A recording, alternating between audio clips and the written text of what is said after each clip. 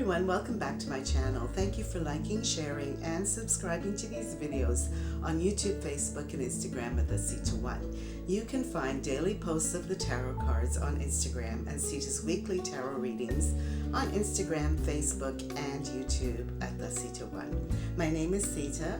I'm an intuitive astrologer and psychic tarot reader, and I'm here to share my interpretation of the upcoming energies for the week from October 23rd to the 29th, and it promises to be a pretty exciting one. All right, let's start the big event. By Tuesday, we have a new moon solar eclipse. So a new moon is when you set your new intentions and begin a new cycle.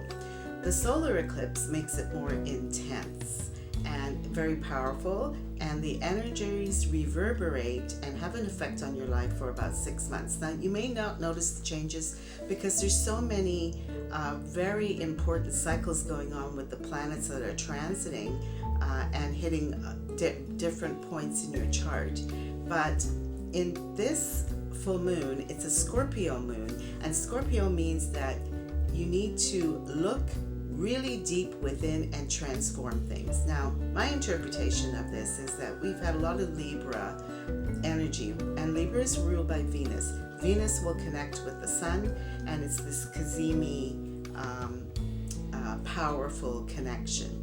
Venus is moving from morning star to night star, and it is trying to bring a divine love awareness. It's always there, but the awareness of it into our space, so that into our awareness, so we can see where it is we need to shine that love in our life. And I really think that fits in with this solar eclipse.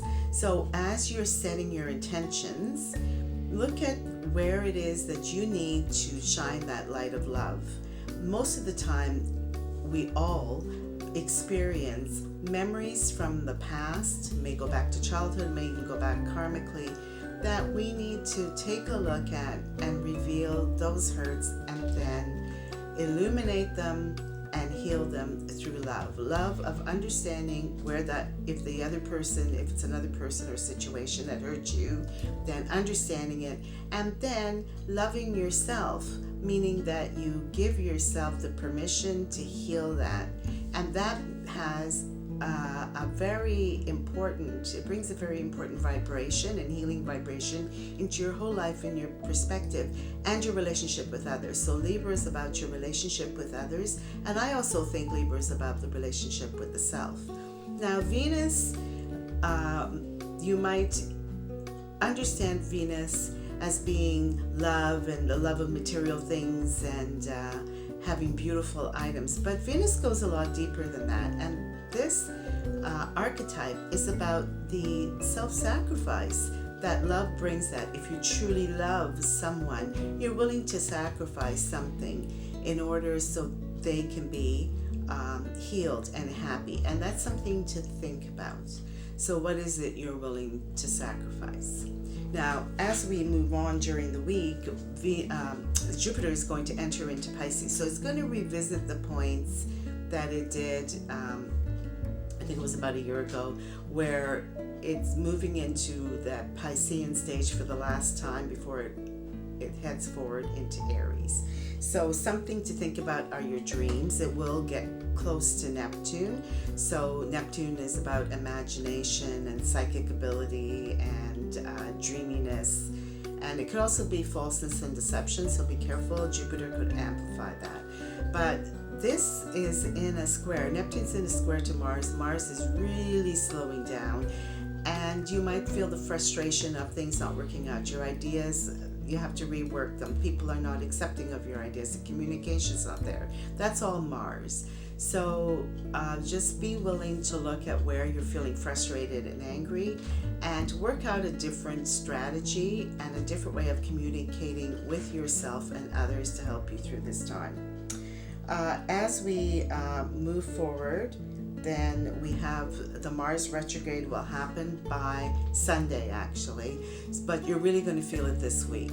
So between the solar eclipse, the Saturn-Uranus square, it's the last time, but it's still there. So Uranus wants you to have freedom of the necessity to have things just to be comfortable. But Saturn wants you to have responsibility, especially to others. It's in Aquarius. And so that's something to think about. That's why I said it's a really intense time. But these energies have been building up for a while, even the solar eclipse. It doesn't happen on just one day. So you may have seen some changes, maybe changes in direction or the way you're thinking about things, that you're transforming your perspective.